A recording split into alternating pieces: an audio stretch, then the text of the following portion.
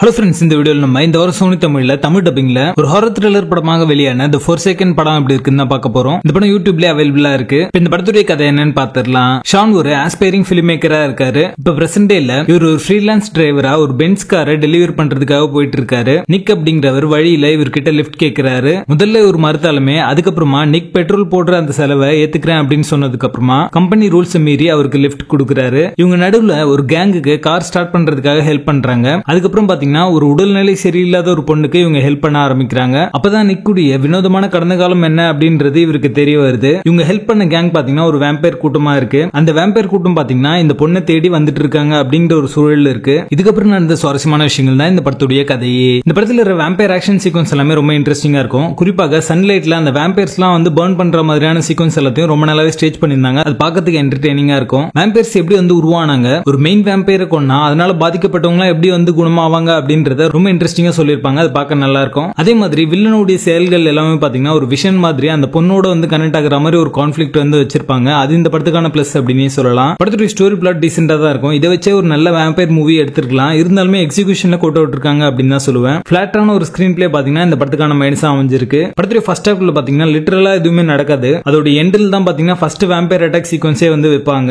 இந்த படம் முழுக்கவே பாத்தீங்கன்னா ஒரு கேட் அண்ட் மவுஸ் கேம் மாதிரி ஹீரோ கேங் வந்து வில்லன் கேங் கிட்ட இருந்து ட்ரை பண்றதுக்காக கார்ல ஓடிட்டே இருப்பாங்க. அதே மாதிரி தான் கதைக்களம் இருக்கும். புதுசாவோ இல்ல இன்ட்ரெஸ்டிங்காவோ எந்த ஒரு விஷயமே இருக்காது. படம் ஆரம்பிச்சு முடிகிற வரைக்கும் இந்த நடக்கும் அப்படின்றது ப்ரெடிக்ட் பண்ற மாதிரி அமைஞ்சிருக்கு. படத்துடைய பேசிங் ஆவரேஜா இருக்கும். மொத்தத்துல இது ஒரு பிலோ ஆவரேஜ் ஹாரர் த்ரில்லர் படமாக வந்திருக்கு. படத்துல ஸ்ட்ராங்கான அடல்ட் கண்டென்ட் இருக்கு. சோ ஃபேமிலியோட பார்க்கிறதுக்கு வாய்ப்பே இல்ல. The Forsaken படத்துக்கு எங்களோட ரேட்டிங் 4.5 out of 10.